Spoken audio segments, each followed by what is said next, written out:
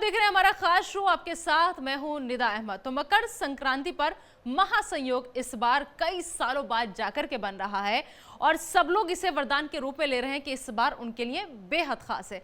तो क्यों खास है और क्या क्या समस्याएं हैं और आपको क्या करना चाहिए, क्या नहीं करना चाहिए, अगर दान के बारे में लेकर के आप चिंतित हैं तो वो आप कैसे करें या राशियों के हिसाब से आप कैसे करें, ये सब आपको हम बताएंगे। हमारे साथ दो गेस्ट इस वक्त यहाँ स्टूडियो में मौजूद हैं। आइए सबसे पहले उनका तारुफ आपसे करा देते हैं। हमारे साथ पंडित शैलेंद्र है, हमारे साथ मौजूद है और इसके अलावा हमारे साथ दूसरे ज्योतिषाचार्य भी मौजूद हैं। उनका भी स्वागत है हमारे इस खास कार्यक्रम में। तो सबसे पहले शैलेंद्र जी मैं आपके पास आना चाहूंगी और आपसे जानना चाहूंगी, सबसे पहले आप मकर संक्रांति इस बार क्यों है खास, इस पर रोशनी डालिए। देखिए, अगर हम इस बार की मकर संक्रांति की बात करें तो हर बार मकर संक्रांति जब होती है तो उसके पीछे जिस ग्रह की भूमिका होती है उसे कहते हैं सूर्य। यानी सूर्य के मकर राशि में प्रवेश करने पर मकर संक्रांति मनाई जाती है। इस बार मकर संक्रांति के साथ तीन चीजें बहुत महत्वपूर्ण हैं। पहली चीज ये है कि मकर संक्रांति 14 तारीख को शाम को लगेगी, 15 तारीख को दिन भर रहेगी। इसलिए 14 और 15 को जगह जगह पर, कुछ जगहों पे 14 को और कुछ जगहों पर 15 तारीख को मकर संक्रांति मनाई जा रही है। दूसरी बात, मकर संक्रांति के साथ इस बार कुंभ का संयोग भी है। यानी कुंभ का मेला, कुंभ का पावन पर्व भी इस बार मकर संक्रांति के साथ शुरू हो रहा है और कुंभ के इस पावन पर्व में स्नान करके आप अपने पुण्यों को जागृत कर सकते हैं, अपने पापों का प्रायश्चित कर सकते हैं। और तीसरी बात, इस बार मकर संक्रांति पर बृहस्पति की राशि में शनि विद्यमान है। यानी बृहस्पति डोमिनेट कर रहा है, बृहस्पति प्रबल हो रहा है और जब किसी पर्व त्योहार के अवसर पर बृहस्पति प्रबल हो जाते हैं तो निश्चित रूप से उस पर्व त्योहार की महिमा ज्यादा हो जाती है। तो इस बार मकर संक्रांति पर एक नहीं, दो नहीं, तीन नहीं, बल्कि बहुत सारे ऐसे संयोग बने हुए हैं जिसकी वजह से मकर संक्रांति पर अगर हम स्नान करें, दान करें, ध्यान करें तो हमारे लिए मकर संक्रांति बहुत खास होगी, बहुत विशेष होगी। बिल्कुल सही कहा आपने। तो पंडित शैलेंद्र जी ने बताया कि क्यों खास है और कैसे रहेगी। आइए अब रुक कर लेते हैं शिरोमणि जी का, जो इस वक्त हमारे साथ स्टूडियो में मौजूद है। शिरोमणि जी, आप कैसे देख रहे हैं, क्योंकि पूरे 718 साल बाद ऐसा संयोग बन रहा है? बिल्कुल, बहुत अच्छा प्रश्न किया आपने। देखिए, इस बार जैसा कि आदरणीय शैलेंद्र पांडे जी ने कहा कि इस बार मकर संक्रांति पर विशेष महासंयोग बन चुका है। 718 साल बाद इस तरीके का ये योग बना। आज शाम को 7:53 पे सूर्य नारायण मकर राशि के अंदर प्रवेश कर जाएंगे और कल का दिन जो है वो मंगलवार रहेगा। मंगल और सूर्य की जो घनिष्ठ मित्रता है और ऐसे महासंयोग पर यदि सभी लोग मकर संक्रांति का ये जो महापर्व मनाएंगे तो ये बहुत ज्यादा मंगलकारी और शुभदायक साबित हो सकता है। बस शर्ते आप इस चीज का ध्यान रखें कि क्या आपको दान करना है, किस तरीके का स्नान करना है और किस तरीके से आपको ध्यान करना है। यानी कि स्नान, दान और ध्यान का इस समय विशेष महत्व हो जाता है। हम राशिवार भी आपको बताएंगे कि किस तरीके से आपको ये सारे प्रयोग करने हैं, लेकिन सूर्य की विशेष पूजा मकर संक्रांति पर की जाती है। जैसा कि वृश्चिक राशि के अंदर जो है बृहस्पति देव का जो है गोचर चल रहा है और शनि जो है वो धनु राशि के अंदर हैं, तो दोनों ऐसे ये महासंयोग बन चुके हैं और सूर्य और शनि का द्विद्वादश का जो महायोग बनेगा, संयोग बनेगा, वो भी हर तरीके से सभी लोगों के लिए मंगलकारी साबित होगा ही होगा। अब जानते हैं कि किस तरीके से इन योगों को हम फलीभूत कर सकते हैं और किस तरीके से इन योगों से हम शुभता पा सकते हैं। वो पाएंगे आप स्नान करके, दान करके और भगवान सूर्य नारायण का ध्यान करके।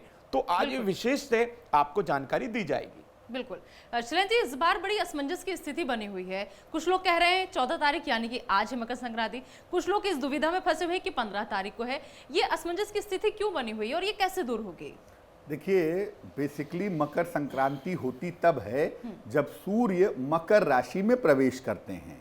संक्रांति का मतलब किसी एक खास राशि में प्रवेश करना और साल भर में 12 राशियों में सूर्य की अलग अलग संक्रांतियां होती हैं।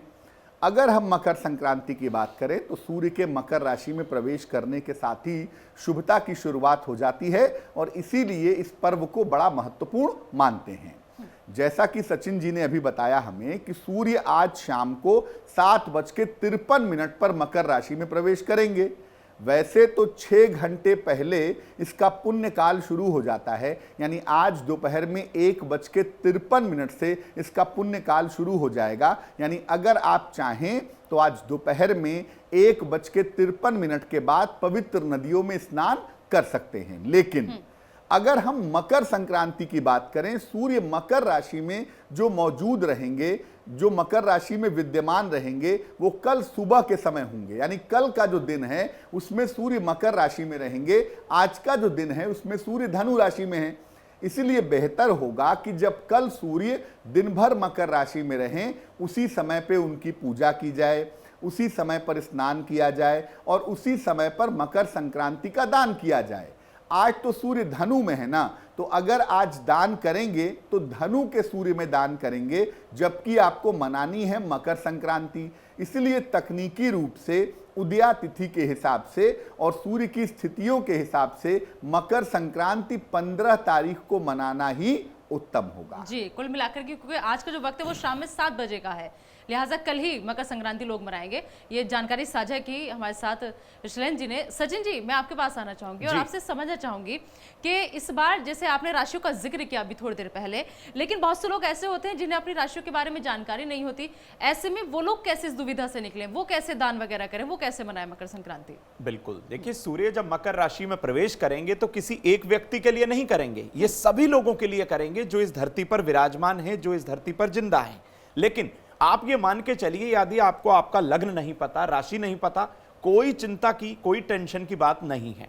लेकिन आप जो है सूर्य को प्रसन्न करने के लिए मकर संक्रांति पर तांबे के जो है बर्तन में या तांबे के लोटे में जल लें, उसके अंदर थोड़ा सा गुड़, रोली और थोड़ा सा चावल डाल के भगवान सूर्य नारायण को इससे आप जल चढ़ा दें, अर्घ दे दें। और भगवान सूर्य के मंत्र का आप जाप कर सकते हैं, ओम घृणी सूर्याय नमः, ओम आदित्याय नमः, ओम प्रभाकराय नमः। इन सब चीजों के साथ साथ यदि जिस व्यक्ति को उसकी राशि नहीं पता, लग्न नहीं पता, वो खिचड़ी का दान करे, ऊनी वस्त्रों का दान करे, गुड़ से बने जो तिल की पट्टियां होती हैं उनका दान करे, गुड़ का दान करे, तो ये उसके लिए बहुत ज्यादा शुभकारी रहेगा। और ऐसा व्यक्ति जिसको अपनी राशि और लग्न नहीं पता, वो भगवान के सूर्याष्टक का पाठ कर सकता है।